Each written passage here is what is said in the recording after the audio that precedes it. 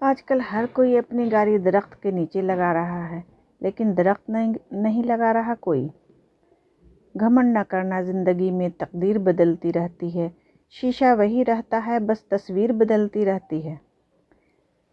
کسی کو پانے کے لیے ہماری 100 خوبیاں بھی کم پڑ جاتی ہیں اور کھونے کے لیے ایک غلطی ہی کافی ہے۔ انسان کا بہترین ساتھی اس کی صحت ہے۔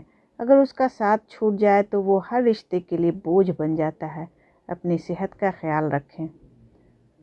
خود کو غلط سمجھنے کی توفیق بھی اللہ کی طرف سے ملتی ہے، ورنہ تو لوگ غلط ہوتے ہوئے بھی خود کو صحیح سمجھتے ہیں۔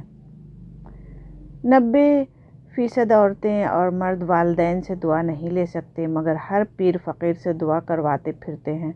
والدین سے بڑا پیر کوئی نہیں ہے۔ کچھ رشتہ دار بالکل کورونا کی طرح ہوتے ہیں، ان سے مناسب فاصلہ رکھنے میں ہی آپ محفوظ اور پرسکون رہ سکتے ہیں۔ کسی کو ناراض کر کے اور کسی سے ناراض ہو کر نہیں سونا چاہیے۔ کیا پتہ ہم صبح جاگ ہی نہ سکیں یا وہی صبح ہمیں نہ ملے۔ کسی کو آنسو دینے سے پہلے یہ سوچ لینا، کیا اس کے آنسو تمہیں سکون سے جینے دیں گے یا نہیں۔ اپنے رب کو یہ نہ بتاؤ کہ تمہاری مشکل کتنی بڑی ہے، بلکہ اپنی مشکل کو یہ بتاؤ کہ تمہارا رب کتنا بڑا ہے۔